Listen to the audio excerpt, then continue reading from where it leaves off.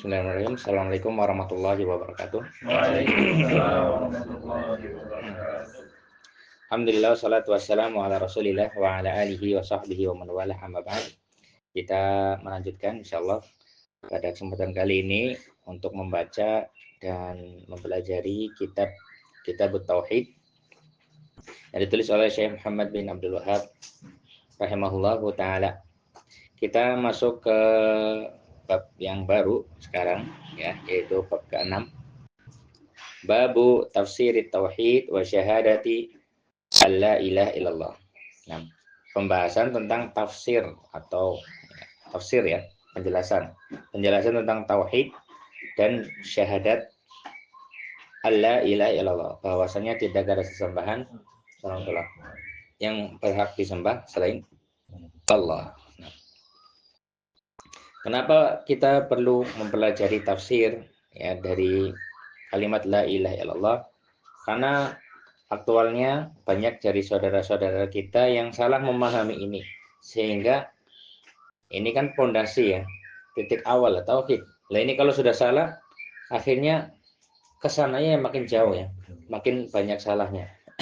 Nah, maka tafsir la ilaha illallah itu boleh ditulis la ma'buda bihaqqin illallah. La ma'buda bihaqqin illallah. Tidak ada ma'bud yang disembah atau sesembahan. Tidak ada sesembahan yang hak, yang benar kecuali Allah. Ya, ini terjemahan atau tafsiran yang benar. Ya, nanti akan kita bahas dalil-dalilnya ya dari Al-Quran maupun hadis Rasulullah SAW. Nah, ini penafsiran yang benar. Jadi inti dari la ilaha ya, tidak kita menafikan segala macam bentuk sesembahan ya selain Allah. Kemudian kita menetapkan ya tidak ada itu sesembahan kecuali satu, yaitu Allah Subhanahu wa taala. Maka di sini ada dua rukun ya dalam kata la ilallah. Yang pertama adalah an-nafyu, peniadaan, kemudian wal isbat ya, penetapan. Kita harus tiadakan dulu ya segala sesembahan selain Allah, kemudian baru kita tetapkan hanya satu yang berhak untuk disembah, diibadahi ya, yaitu hanya Allah Subhanahu wa taala saja. Makanya dikatakan orang ateis itu udah separuh tauhidnya, Pak. Dia sudah menafikan Tuhan kan. Tinggal menetapkan aja tuh. Ya, tinggal menetapkan Allah saja Tuhan yang berhak disembah. Nah. Dan banyak saudara kita yang salah menafsirkan ini sehingga salah dalam peribadahan. Contohnya misalnya saudara kita di ya Asy'ariyah ya. Banyak ya. Nahdien. Mereka menafsirkan la ilaha itu la khaliqan illallah, tidak ada pencipta, pengatur alam semesta selain Allah gitu. Tidak ada yang memberi rezeki, tidak ada yang mengatur, tidak ada Rabb, tidak ada Tuhan kan terjemahannya, tidak ada Tuhan selain Allah. Nah, ini kalau dimaknai secara sekilas mungkin ya nggak ada bedanya dong sama aja. Namun aktual dalam prakteknya jadinya banyak yang keliru. Mereka jadinya apa?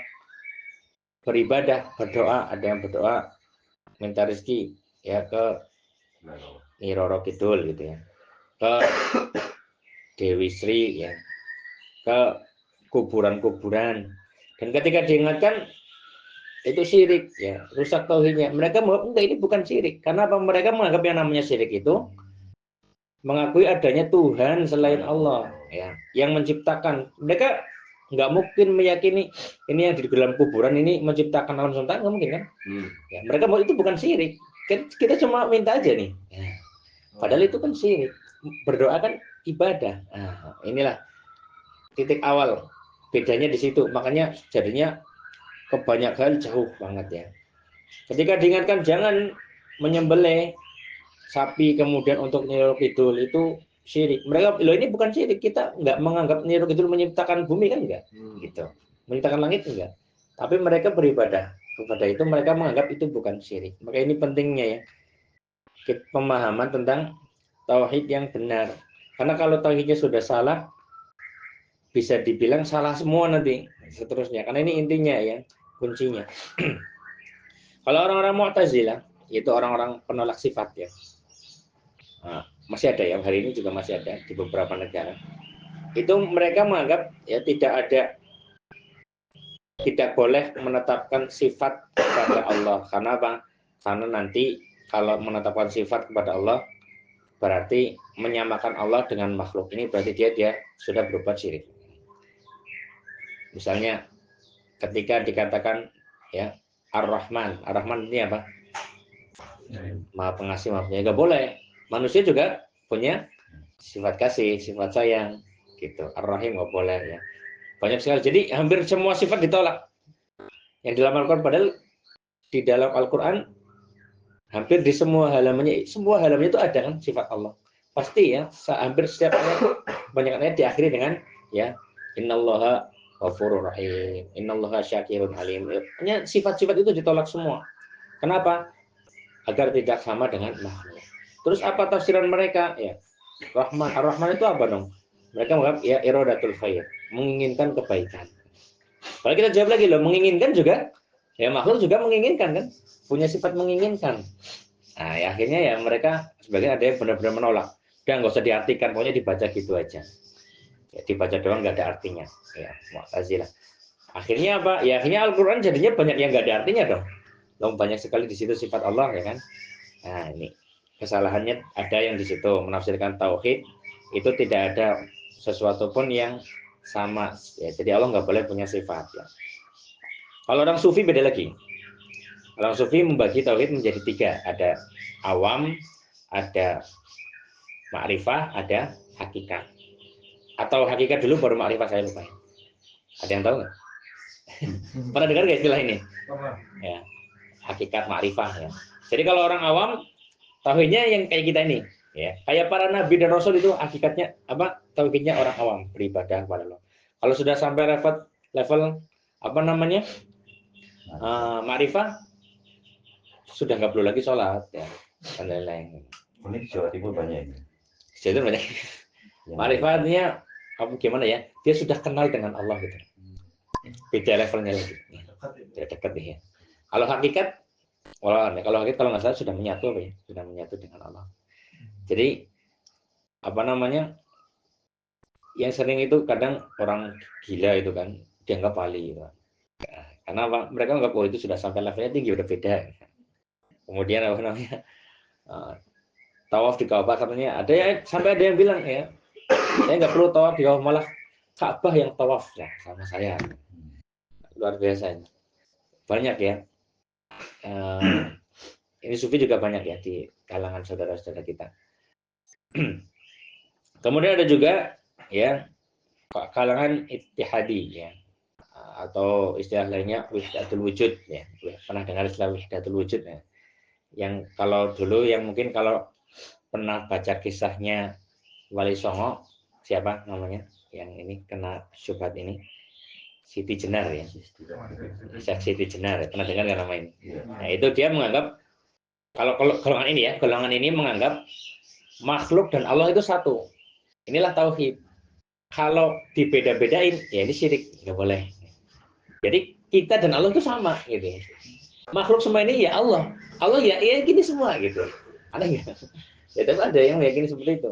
Kalau sampai membeda-bedakan, ada Allah, ada makhluk, ada pencipta, syirik itu. Ya akhirnya kalau kisahnya saksi dijaga kan akhirnya apa? Dihukum mati kan? Ya, memang harusnya seperti itu. Itu syubhat itu. Ya. Karena kalau diingatkan nggak mau balik waktu itu ya, di sama para wali songo itu akhirnya aslinya orang-orang yang lurus ya, tauhidnya baik ya, dihukum mati ya. Kalau sekarang keyakinan seperti ini juga masih ada ya. Maka perlu kita ingatkan. Ada juga menafsirkan tauhid la ilaha itu lal hakimiyah illallah, tidak ada hukum selain hukum Allah. Ini biasa dipegang oleh orang-orang yang jihadis itu ya, jihad itu ya. Kalau sekarang mungkin sudah nggak ada gaungnya, tapi masih ada. Mungkin sudah nggak laku lagi di pasaran, jadi nggak muncul. Tapi masih ada ya keyakinan seperti ini. Apa? Makanya mereka menganggap pemerintah Indonesia kafir itu. Kenapa? Karena berhukumnya bukan dengan Al-Quran, bukan dengan hukum Allah. Bikin undang-undang sendiri. Akhirnya apa? Ya mereka orang-orang kafir apa? Dibom, ya, serampangan gitu ya, takfiri ya, orang-orang yang mudah mengkafirkan. Kenapa? Karena sudah rusak dari awal ya, tauhidnya rusak. Dan banyak ya, masih banyak. Mungkin ini yang saya sebutkan yang mungkin ma'ruf di sekitar kita, yang ma'ruf di sekitar kita. Kenapa? Karena salah dari sisi pemahaman tauhid. Ya. Kita meyakini ya la ilaha illallah la ma'budu bihaqqin illallah. Atau ada yang la ma'budu haqqun illallah, ya sama. Tidak ada sesembahan yang benar selain Allah. Ya. Makanya kalau kita dulu sudah pernah bahas tauhid ada 3 ya, rububiyah, uluhiyah, asma wa sifat. Inti dari yang 3 ini ya tauhid uluhiyah, ibadah. Ini intinya. Ya ibadah ya cuma hanya kepada Allah. Kalau rububiyah insya Allah nggak ada, hampir bisa dibilang nggak ada yang sampai menganggap ada pencipta selain Allah. Ya, kalau ini mah sudah kafir berarti. Hampir nggak ada. Kalau yang asma wa sifat ada sebagian yang salah, tapi para ulama tidak, ya. Tidak sama. Sebagian ulama nggak sampai mengkafirkan kalau di asma wa sifat kesalahannya. Meskipun ini salah, ya, tapi apa? Ini kesalahan karena syubhat ya, karena kesalahan kerancuan pemahaman. Tapi kalau sampai salah dalam hal uluhiyah, dalam hal ibadah, ini sudah syirik yang berat ya, nggak bisa. Harus diingatkan. Ya, makanya tidak bisa kita lepas dari apa namanya dakwah tauhid, karena aktualnya banyak saudara kita yang salah dari sisi tauhid dan akhirnya ngefek ke banyak sekali sesuatu ya. Karena apa? Sumbernya udah salah nih, titik awalnya udah salah. Kenapa ada orang yang mudah-mudahan ngebom sana sini ya dulu ya kan? Karena sudah salah dari awal nih, tauhidnya sudah salah. Kalau diperbaiki, insya Allah memperbaiki seterusnya mudah. Tapi kalau ini belum diperbaiki, memperbaiki yang lain ini susah. Perbaiki dulu tauhid. Kita lihat dalil-dalil yang dibawakan oleh penulis. Yang pertama adalah firman Allah Subhanahu wa taala, ulaika alladziina yad'una yabtaghuna ila rabbihimul wasilata ayyuhum aqrab. Mereka yang orang-orang musyrik itu berdoa kepada mereka juga mengharapkan wasilah, mengharapkan jalan kepada Tuhan mereka, mana yang lebih dekat. Artinya apa? Maksudnya maksudnya adalah orang-orang yang berbuat syirik itu mereka meminta kepada orang-orang soleh, orang-orang soleh, orang-orang para malaikat. Padahal orang-orang soleh ini juga mereka memintanya berdoa beribadah kepada Allah. Berarti apa? Al-ibadah. Kuncinya ini ibadah. Sebagian orang menganggap orang-orang kafir Quraisy ini menyembah hanya sekedar menyembah patung saja. Padahal enggak, patung-patung mereka itu adalah aslinya adalah orang-orang soleh, ya, yang kemudian dibentuk patung untuk sebagai apa namanya, mungkin monumen atau apa namanya pengingat saja. Patung-patung yang terkenal seperti Lata, Uzza, Manat, ya. Lata itu aslinya orang soleh dulunya, suka bagi-bagi makanan kepada jamaah haji, ya kan. Akhirnya apa? Karena mereka kagum, dibuatlah patung-patung. Kemudian diibadahi patung itu. Padahal ayat ini sebutkan yang diibadahi itu ya Lata, ya Uzza dan seterusnya. Itu mereka juga beribadahnya kepada Allah. Maka ketika kamu beribadah kepada Dia, ya sudah salah tauhidnya. Tauhidnya salah. Dan dari awal mula kesyirikan ini adalah di zamannya Nabi Nuh ya, Nabi Nuh alaihissalam ya.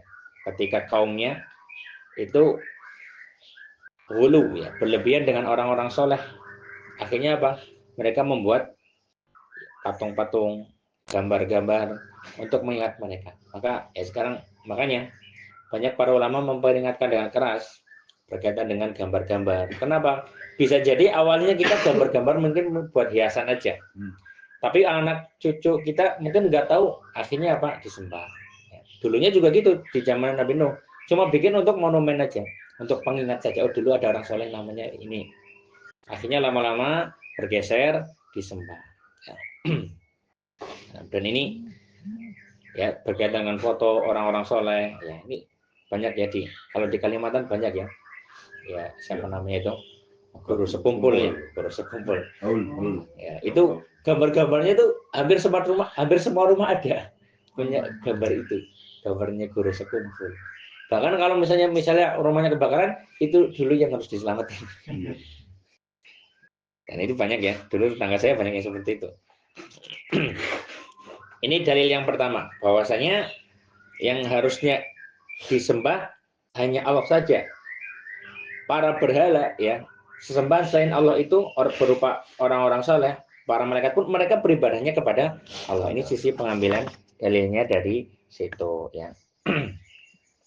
Oh ya, ini tadi surat apa? Surat Al-Isra ayat 57. Ayatnya panjang ya. Ini potongannya saja. Al-Isra ayat 57.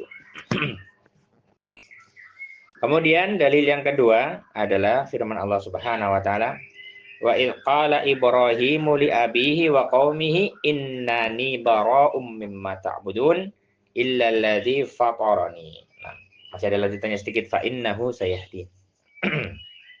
Ya. Ketika Ibrahim berkata kepada bapaknya dan kaumnya, sesungguhnya aku bara'un, berlepas diri, mimma ta'budun. Ini kutinya, mimma ta'budun, dari apa-apa yang kalian sembah. Illalladzi fatarani, kecuali hanya kepada fatarani, yang menciptakan aku, yaitu Allah Subhanahu wa taala. Ya, ini bantahan yang sangat jelas ya. Nabi Ibrahim ini berlepas diri dari apa yang mereka sembah ya.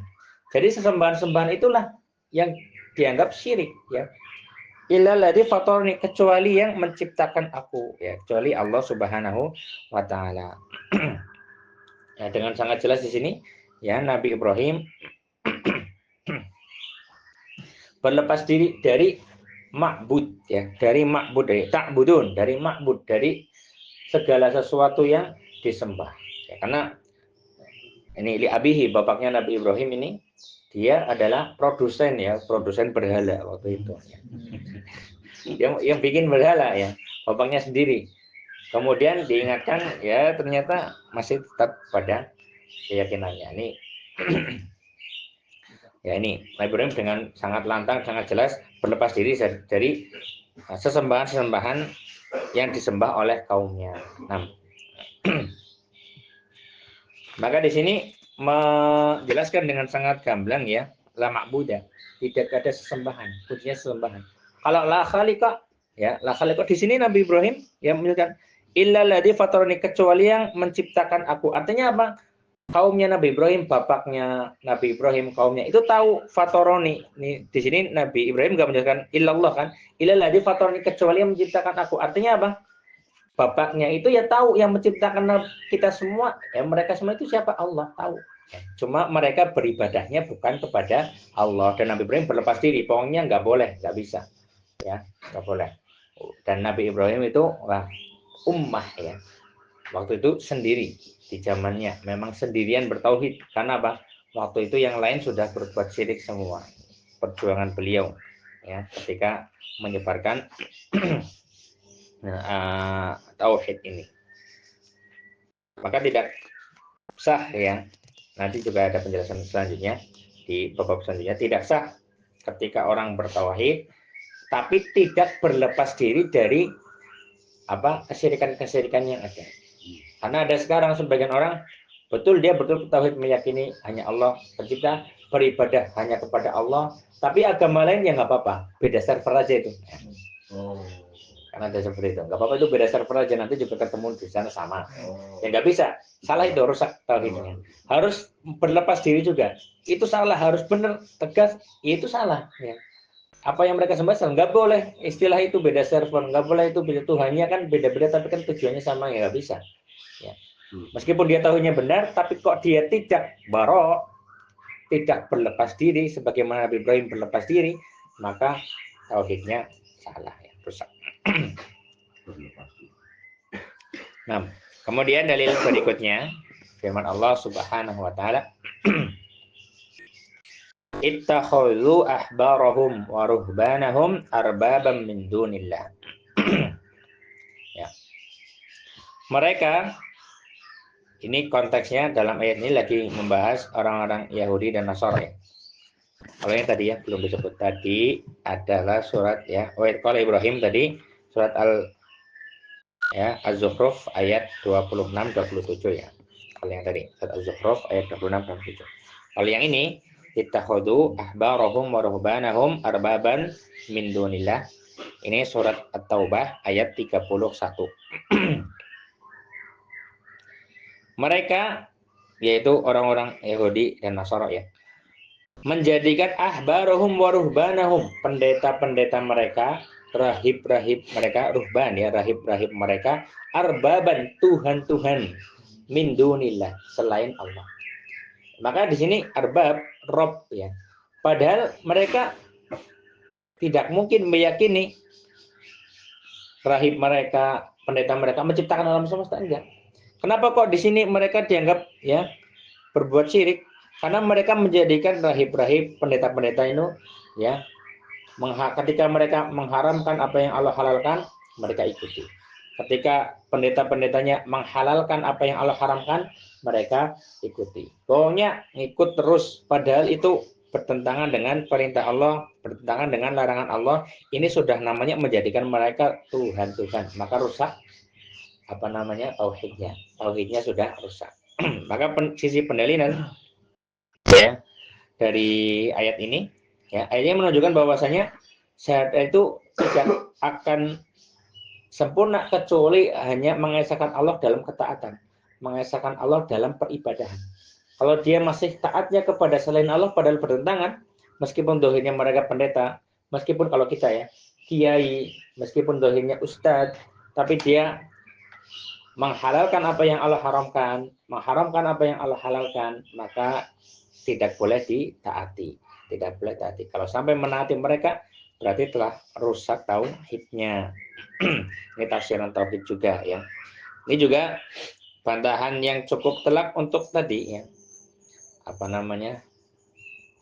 Orang-orang yang menganggap la hukmiya ilallah, tidak ada hukum selain hukum Allah. Ya ini mereka terlalu fokus di situ saja. Padahal ini orang-orang apa namanya? Orang-orang Yahudi, orang Nasrani. Dia berhukum dengan hukum Allah dan ini mereka terjatuh kesyirikan di situ ya. Jadi terjatuh kesyirikan di situ. Maka ini pentingnya ya untuk senantiasa mencari kita semua mencari guru-guru yang dia benar-benar paham akan tauhid ya. Karena kalau dia tidak paham akan tauhid, nantinya dia akan berhukum mengambil penghalalan, pengharaman bukan dari selain Allah, tapi dari hawa nafsunya. Zina sudah jelas-jelas haram, tiba-tiba ada orang ya katanya dokter menghalalkannya. Otak-atik dalil. Ya, ini seperti ini ya. Ya maka orang-orang seperti itu apa sudah rusak ya. Kalau yang sampai level seperti itu menghalalkan apa yang haramkan dengan jelas ya, zina jelas haram, ada yang sampai menghalalkan, itu hukumnya kafir, sudah keluar dari agama Islam ya. Parah karena parah ya. Beda sama orang yang berzina tapi dia yakin zina itu dosa, cuma karena hawa nafsu nggak bisa melawan, dia tidak dihukumi kafir, dia dihukumi apa? Fasik, orangnya pelaku maksiat. Tapi kalau orang nggak berzina nih, nggak berzina, tapi dia meyakini zina ini nggak haram kok. Ya. Ini dia lebih parah malahnya, ya malah dihukumi kafir. Sama ada orang yang apa namanya tidak sholat ya, tidak sholat, tapi dia meyakini sholat itu wajib, cuma aduh malas gitu ya, malas. Maka sebagian ulama menganggap ini dia belum sampai level kafir ya. Meskipun ada ya, tetap ada yang menganggap itu sudah keluar dari agama Islam kalau untuk masalah sholat ya. Tapi sebagian ulama enggak. Kenapa? Karena dia sebenarnya masih meyakini itu, cuma malas ya. Itu malasnya itu yang harus diperbaiki. Itu uluhiyahnya ya. Iya, uluhiyahnya. Kalau misalkan rububiyahnya itu tahu Allah, tapi kalau misalkan ibadahnya nggak jalan, masih bisa dibilang bahwa dia itu kafir. Bukan ibadahnya nggak jalan, dia meyakini ibadah itu ada, cuma dia malas, ada penghalangnya. Maka ini bisa dibilang sebenarnya apa namanya tauhidnya sudah benar. Kan dia meyakini itu ibadah hanya kepada Allah. Cuma dia belum beribadah aja. Ya berarti tinggal apa? Tinggal diperbaiki nih, sedikit lagi lah, tinggal selangkah lagi. Tapi nggak juga kita bermudah-mudahan ya, makanya kita tetap harus mengingatkan kalau ada orang-orang yang semacam itu. Intinya adalah apa? dalam ayat-ayat ini bantahan bahwasanya inti tauhid itu ya ibadah gitu. Jadi harus ibadah ya. Bukan apa namanya inti tauhid adalah meyakini bahwasanya tidak ada pencipta selain Allah. Kalau ini intinya ya ini semua orang Quraisy zaman dahulu juga sudah meyakini kan gitu. Nah, itu. Kemudian dalil selanjutnya ayat yang terakhir dari surat Al-Baqarah ayat 165. Nah, waqalallahu ta'ala wa minan nasi may yattakhidhu min dunillahi andadan yuhibbunahum ka hubbillah. Dan di antara manusia ada yang menjadikan selain Allah itu andadan, tandingan-tandingan. Ya, jadi ini sudah berbuat syirik ya. Ada yang menjadikan selain Allah itu tandingan-tandingan.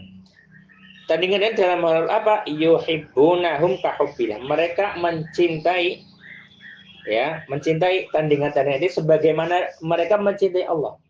Ya. Ya, berarti ini menunjukkan bahwasanya ibadah dalam bentuk qalbiyah ya, hati, cinta saja. Dalam masalah cinta, tapi cinta ini yang harusnya hanya kita tunjukkan hanya kepada Allah, dia tunjukkan juga kepada selain Allah, ini dia sudah rusak tauhidnya. Sudah rusak tauhidnya. Dalam masalah ibadah ya, dalam masalah ibadah. Contohnya ini misalnya berkaitan dengan masalah ikhlas ya. Ya. Dia beribadah kan harusnya murni karena Allah. Kemudian ternyata dia beribadah ingin dilihat manusia, ya, maka dia telah rusak tauhidnya. Namun ini masuknya nanti ada pembahasannya ya. Kalau sekedar riak saja ingin dilihat orang, ingin dipuji, riak namanya ya, syirik kecil. Belum sampai level syirik besar. Maka ini menunjukkan bahwasanya sekedar mencintai ini kan ibadah. Ya. Cinta itu ibadah. Kita cinta kepada Allah ibadah. Namun kita cinta kepada selain Allah dengan level cinta yang sama. Ya, ini berarti dia sudah melakukan kesyirikan. Kemudian dalil yang terakhir ya. Sahih ya, dari Sahih Muslim. Ini ada juga di kitab Arba'in ya, yang biasa dihafalkan. Ani Nabi sallallahu alaihi wasallam, dari Nabi Muhammad sallallahu alaihi wasallam, annahu qala, beliau bersabda, "Man qala la ilaha illallah." Barang siapa yang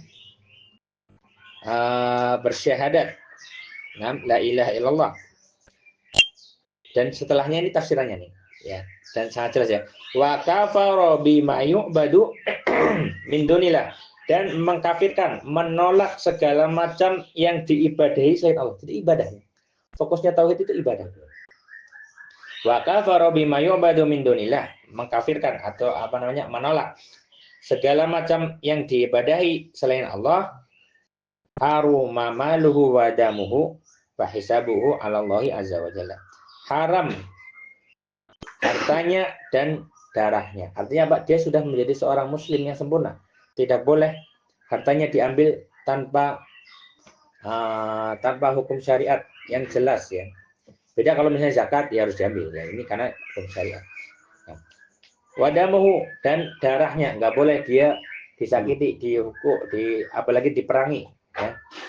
Kenapa? Karena dia sudah menjadi seorang muslim. Wa hisabuhu 'ala Allahi azza wa jalla. Dan hisabnya kalau dia melakukan dosa, kesalahan, itu sudah ya dikembalikan kepada Allah Subhanahu wa taala. Ini hadis riwayat Muslim, jelas sekali ya. La ilallah itu apa? Kafara bima yu'badu min dunillah. Menolak segala macam yang diibadahi selain Allah. Jadi bukan hanya menolak adanya apa namanya pencipta selain Allah, bukan, menolak segala sesuatu yang diibadahi selain Allah. Ini kunci ya. Jadi la ilallah la ma'budu bihaqqin illallah. Tidak ada sesembahan, tidak ada ma'bud yang benar selain Allah. 6. Ini kuncinya. 6. Mungkin saya sedikit luruskan tadi yang masalah sholat ya. Ada hadis sendiri yang mengatakan ya, yang membedakan seorang muslim dan kafir adalah as-sholat ya. Maka para ulama menjelaskan kalau ada orang yang meninggalkan sholat secara total ya, saya revisi tadi kalau awalnya salah paham, meninggalkan sholat secara total dan nggak mau sholat sama sekali, ini sudah masuk kategori kafir ya. Dia walaupun tadi meyakini ya meskipun meyakini, tapi dia total ya. Tapi beda sama orang yang masih kadang sholat, kadang malas itu ya. Sholatnya kadang sholat malas atau sholat nanti sampai waktunya habis, itu sebenarnya belum dikategorikan kafir. Karena perkara sholat ini khusus ya, artinya ada perhatian khusus ya dalam masalah ini, dalam ibadah sholat ini. Beda dengan ibadah-ibadah lainnya ya. Nah, misalnya ada tadi ya, yang saya contohkan zina. Ada orang yang berzina, tapi dia meyakini zina itu haram sebenarnya, maka dia tidak dihukumi kafir ya. Dia tetap muslim, tapi muslim yang fasik ya, pelaku maksiat. Nah, ini untuk membedakan dari orang-orang yang tadi ya, takfiri atau istilahnya zaman dulu khawarij ya. Orang-orang khawarij itu mereka mengkafirkan pelaku dosa besar ya. Mereka mengkafirkan pelaku dosa besar. Orang yang membunuh sesama muslim dianggap kafir. Orang yang berzina kafir. Pemimpin-pemimpin kita dianggap kafir. Kenapa? Karena dia berhukum dengan selain Al-Quran, bikin undang-undang sendiri. Padahal tidak seperti itu ya. Padahal tidak seperti itu. Tidak semudah itu ya, tidak semudah itu dalam melakukan hal ini. Inilah dia tafsir tauhid yang harus kita sering ulang-ulang. Kenapa? Karena tadi yang saya jelaskan penyimpangan-penyimpangan dari makna tauhid ini, ketika mereka ditanya ada dalilnya enggak, mereka punya dalil. Jadi jangan dikira mereka itu enggak punya dalil, mereka punya. Disuruh tunjukkan ayatnya, ditunjukkan. Mereka punya ayat-ayatnya yang mendukung itu. Hadis-hadisnya yang mendukung itu punya ya. Tapi apa? Ya mereka salah di situ. Jadi orang-orang yang sesat itu mereka punya dalil juga ya. Makanya kalau kita masih masih kurang ilmunya, masih dalam tahap belajar seperti saya dan kita semua ini ya, tidak perlu sampai level mendebat sampai terlalu dalam. Suruh ingatkan nggak mau ya sudah, tugas kita sudah. Karena kalau mendebat terlalu dalam, apalagi Asy'ariyah ya, saudara-saudara kita itu mereka sudah terpengaruh filsafat ya. Ya kita tutup. Ya tutup ya. Ya.